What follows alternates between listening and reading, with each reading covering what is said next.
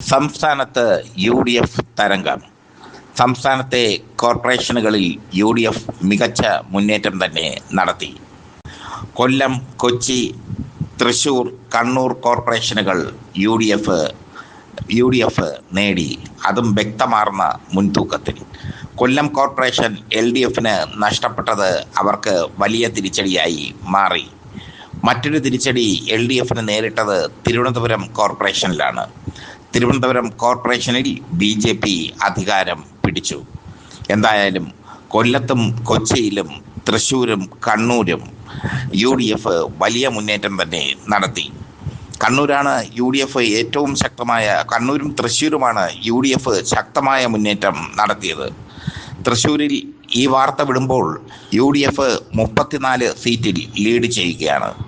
എൽ.ഡി.എഫ് 11 സീറ്റിൽ, NDA 8 സീറ്റിൽ.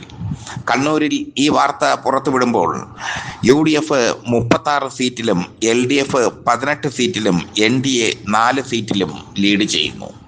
എന്തായാലും എറണാകുളം വരുമ്പോൾ, കൊച്ചി കോർപ്പറേഷൻ വരുമ്പോൾ യു.ഡി.എഫ് 34 സീറ്റിലും LDF 11 സീറ്റിലും NDA 8 സീറ്റിലും ലീഡ് ചെയ്യുന്നു. കൊല്ലത്ത് യു.ഡി.എഫ് 18 സീറ്റിലും LDF 13 സീറ്റിലും NDA 9 സീറ്റിലും ലീഡ് ചെയ്യുന്നു. ഗ്രാമപഞ്ചായത്തും ബ്ലോക്ക് പഞ്ചായത്തും LDFന് മുൻതൂക്കം ലഭിച്ചപ്പോൾ യു.ഡി.എഫ് കട്ടയ്ക്ക് ഇഞ്ചോടിഞ്ച് പൊരുതി നിൽക്കുന്നു. നഗരസഭയും ജില്ലാ പഞ്ചായത്തും യു.ഡി.എഫ് നേടിയിരിക്കുന്നു. എന്തായാലും ഇനിയിപ്പോൾ യു.ഡി.എഫിൻ്റെ കാലമാണ് എന്ന് തെളിയിക്കുന്ന തിരഞ്ഞെടുപ്പ് ഫലമാണ് പുറത്തു വന്നത്.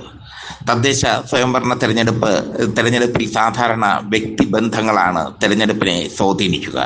ഒരു വ്യക്തിക്കുള്ള കുടുംബ ബന്ധങ്ങളും ആ വ്യക്തിക്കുള്ള സ്വീകാര്യതയും ഒക്കെയാണ് തെരഞ്ഞെടുപ്പിനെ സ്വാധീനിക്കുക. അങ്ങനെ നോക്കിക്കഴിഞ്ഞാൽ ശക്തരായ സ്ഥാനാർത്ഥികളെ തന്നെയാണ് LDF രംഗത്തിറക്കിയത്, പ്രത്യേകിച്ചും തിരുവനന്തപുരം പോലുള്ള കോർപ്പറേഷനുകളിൽ. പക്ഷേ ഇവിടെ രാഷ്ട്രീയം അലയടിച്ചു എന്നുള്ളത് ശ്രദ്ധേയം. പിണറായി വിജയൻ ക്ഷേമ പെൻഷൻ വർദ്ധിപ്പിച്ചതും മറ്റുമൊക്കെയായി കളം പിടിക്കാൻ ശ്രമിച്ചെങ്കിലും അതിനപ്പുറത്തേക്ക് ജനങ്ങൾ ചിന്തിച്ച് തുടങ്ങിയിരിക്കുന്നു. ജനങ്ങൾ കോൺഗ്രസിന് അനുകൂലമായി ചിന്തിച്ചു തുടങ്ങിയിരിക്കുന്നു എന്നുള്ളത് വ്യക്തമാക്കുന്നതാണ് ഈ ഫലം. തിരുവനന്തപുരം കോർപ്പറേഷൻ LDFന് നഷ്ടപ്പെട്ടത് അവർക്ക് വലിയ തിരിച്ചടിയാണ്. പതിറ്റാണ്ടുകളോളം തിരുവനന്തപുരം കോർപ്പറേഷൻ ഭരിച്ചിരുന്ന LDF വളരെ ഗതികേടിലേക്കാണ് പോയിരിക്കുന്നത്. തിരുവനന്തപുരത്ത് NDAക്ക് 49 സീറ്റ് ലഭിച്ചപ്പോൾ LDFന് 24 സീറ്റും യു.ഡി.എഫിന് 12 സീറ്റും ലഭിച്ചു. യു.ഡി.എഫ് തിരുവനന്തപുരത്ത് നില മെച്ചപ്പെടുത്തിയത് ശ്രദ്ധേയം. എന്തായാലും യു.ഡി.എഫിൻ്റെ മിന്നുന്ന വിജയമാണ് ഈ തെരഞ്ഞെടുപ്പിൽ കാണുന്നത്. മാത്രമല്ല BJP അവരുടെ നില വളരെ മെച്ചപ്പെടുത്തുകയും അവർ കുതിച്ചു കയറുകയും ചെയ്തിരിക്കുന്നു. BJP ശക്തമായ രീതിയിലാണ് തിരുവനന്തപുരം കോർപ്പറേഷൻ പിടിച്ചെടുത്തിരിക്കുന്നത്. CPMലെ ബിനു പോലെയുള്ള വലിയ നേതാക്കൾ, വലിയ വൻമരങ്ങൾ കടപുഴകി വീഴുന്ന കാഴ്ചയാണ് തിരുവനന്തപുരത്ത് കണ്ടത്. തിരുവനന്തപുരത്ത് CPMന് ആകെ ആശ്വസിക്കാവുന്നത് അവരുടെ മേയർ സ്ഥാനാർത്ഥിയായിരുന്ന SP ദീപകിൻ്റെ വിജയമാണ്. പിന്നെ അവർക്ക് ആശ്വസിക്കാവുന്നത് BJPയുടെ കോട്ടയായ കരിക്കകം വാർഡ് പിടിച്ചെടുത്തതാണ്. അതിലപ്പുറം ആശ്വസിക്കാൻ CPMന് ഒന്നുമില്ല.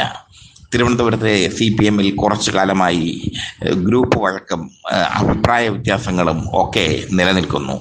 അതൊക്കെയാണ് CPMനെ, പ്രത്യേകിച്ചും LDFനെ വലിയൊരു പരാജയത്തിലേക്ക് നയിച്ചത്.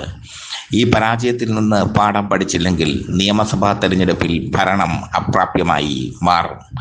എന്തായാലും യു.ഡി.എഫിൻ്റെ തരംഗം കേരളത്തിൽ ഉണ്ടായിരിക്കുന്നു.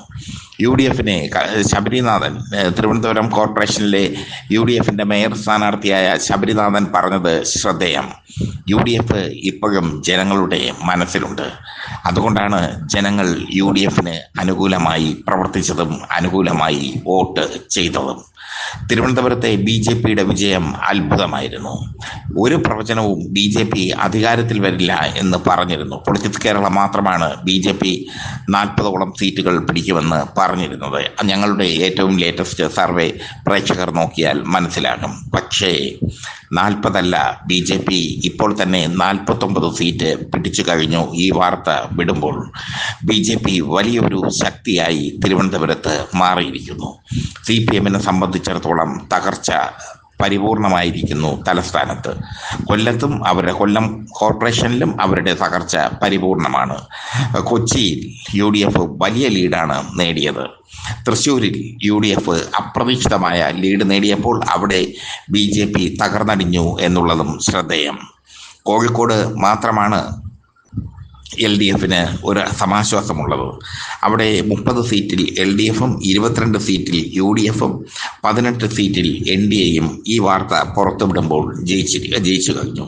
കണ്ണൂരിൽ UDF വലിയ മുന്നേറ്റം. ചുവന്ന കോട്ടയായ കണ്ണൂരിൽ UDF കോർപ്പറേഷൻ നിലനിർത്തി അവർ വലിയ മുന്നേറ്റമാണ് കാഴ്ചവെച്ചത്. UDF-ന്റെ കെട്ടുറപ്പോടെയുള്ള പ്രവർത്തനവും UDF-ൽ വലിയ കുഴപ്പമില്ലാതെ സ്ഥാനാർത്ഥികളെ നിർണയിച്ചതും ഒക്കെയാണ് അവരുടെ വിജയത്തിന് കാരണം. അതേസമയം LDF-ൽ പലയിടത്തും പൊരുത്തക്കേടുകൾ പ്രകടമായിരുന്നു. പത്തനംതിട്ട അടക്കമുള്ള ജില്ലകളിലൊക്കെ CPI-യും CPM-ഉം സൗഹൃദ മത്സരത്തിൽ ഏർപ്പെടുന്ന സ്ഥിതി വരെ ഉണ്ടായി. പരാജയ കാരണങ്ങൾ പഠിക്കേണ്ടതുണ്ട് LDF-ന്. LDF-ന്റെ പരാജയ കാരണങ്ങൾ എന്തൊക്കെ? LDF എന്തുകൊണ്ട് തിരുവനന്തപുരം കോർപ്പറേഷനിൽ തകർന്ന് തരിപ്പണമായി? അതിൻ്റെ സത്യാവസ്ഥയുമായി പൊളിച്ചെഴുത്തുമായി പൊളിറ്റിക്സ് കേരളയുടെ അടുത്ത സ്റ്റോറി വരും. എന്തായാലും തിരുവനന്തപുരം കോർപ്പറേഷൻ നഷ്ടപ്പെട്ടത് LDF-ന് വലിയ ക്ഷീണം തന്നെയാണ്. കേരളത്തിൻ്റെ തലസ്ഥാനത്ത് കാവിക്കൊടി ഉയർന്നിരിക്കുന്നു. കേരളത്തിൻ്റെ തലസ്ഥാനത്ത് കേരളത്തിൽ ആദ്യമായി BJP മേയർ ഉണ്ടായിരിക്കുന്നു. BJP-കാരുടെ ചിരകാല സ്വപ്നമാണ് കേരളത്തിൽ ഒരു BJP മേയർ. തൃശ്ശൂരും തിരുവനന്തപുരവും പിടിക്കുമെന്നാണ് അവർ വിശ്വസിച്ചിരുന്നത്. അതിനുവേണ്ടിയാണ് അവർ പ്രവർത്തിച്ചിരുന്നത്. പക്ഷേ പിടിച്ചെടുത്തത് തിരുവനന്തപുരം.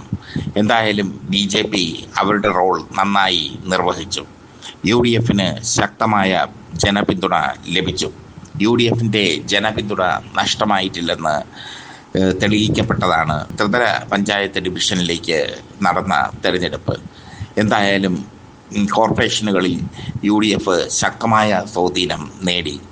LDF-നെ സംബന്ധിച്ചിടത്തോളം തിരുവനന്തപുരം കൊല്ലം കോർപ്പറേഷനുകൾ നഷ്ടപ്പെട്ടത് അവർക്ക് വലിയ തിരിച്ചടി തന്നെയാണ്. തിരുവനന്തപുരം കോർപ്പറേഷനും കൊല്ലം കോർപ്പറേഷനും LDF-ന് കിട്ടാക്കനിയായി ഇനി മാറും എന്നുള്ളതും ഉറപ്പാണ്. കാരണം BJP ഒരു കോർപ്പറേഷൻ പിടിച്ചെടുത്തു കഴിഞ്ഞാൽ BJP-യിൽ നിന്ന് അത് തിരിച്ചു പിടിക്കുക വളരെ പ്രയാസമാണ്. തിരുവനന്തപുരത്ത് പലയിടത്തും BJP സ്ഥാനാർത്ഥികൾ വലിയ ഭൂരിപക്ഷത്തിലാണ് ജയിച്ചു കയറിയത്. BJP-യുടെ മേയർ സ്ഥാനാർത്ഥിയായിരുന്ന ശ്രീലേഖ IPS വലിയ ഭൂരിപക്ഷത്തിലാണ് ജയിച്ചു കയറിയത്. ചുരുക്കത്തിൽ തിരുവനന്തപുരം കാവിക്കോട്ടയാക്കി BJP മുന്നേറുമ്പോൾ കൊല്ലവും കൊച്ചിയും തൃശ്ശൂരും കണ്ണൂരും ത്രിവർണ്ണക്കൊടി പാറിച്ച് UDF അവരുടെ ശക്തി തെളിയിച്ചിരിക്കുന്നു.